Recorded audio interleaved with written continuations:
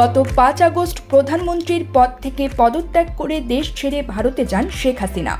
একটি সামরিক হেলিকপ্টার দিয়ে দেশ ছাড়েন তিনি। এ সময় তার সঙ্গে ছিলেন ছোট বোন শেখ রেহানা। এদিকে আওয়ামী লীগ সভানেত্রীর ভারতে অবস্থান নিয়ে গত 2 মাসে দেশে নানা আলোচনা সমালোচনা হয়। গুঞ্জন ওঠে ভারতে নাকি স্থায়ী হবেন না তিনি।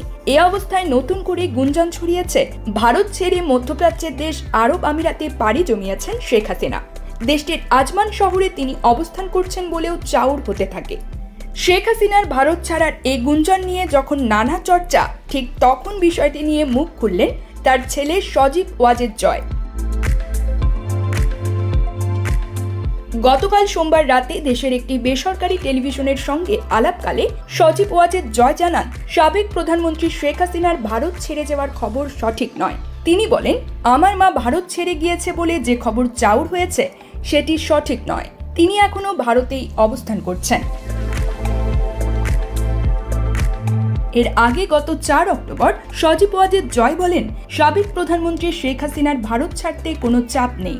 আর গত 3 অক্টোবর জাতীয় সংসদ নির্বাচনে শেখ হাসিনার অংশ নেওয়া প্রসঙ্গে প্রভাবশালী মার্কিন সাময়িকী টাইমস ম্যাগাজিনের সঙ্গে কথা বলেন সজীব ওয়াজেদ জয়। ওই সময় জাতীয় নির্বাচনে শেখ হাসিনার অংশগ্রহণের বিষয়ে তিনি বলেন, তার নির্বাচনে লড়াইয়ের বিষয়ে এখনো কোনো সিদ্ধান্ত হয়নি। সরকারি চাকরিতে কোটা আন্দোলনের প্রসঙ্গে পারিবারিক হোয়াটসঅ্যাপ গ্রুপের আলোচনার প্রসঙ্গ টেনে বলেন, আমরা কোটা মুভমেন্ট দেখে হতবাক হয়ে গিয়েছিলাম। এমনকি আমি বলেছিলাম 30% কোটা অনেক বেশি, এটি আমাদের কমিয়ে 5% নামিয়ে আনা উচিত। তখন কেউ একজন বলেন যে আমরাও বীর মুক্তিযোদ্ধাদের নাতি নাতনি। তখন আমি মজা করে উত্তর দিয়েছিলাম, সেজন্যই আমি 5% ছেড়ে দিয়েছি। News desk, focus TV.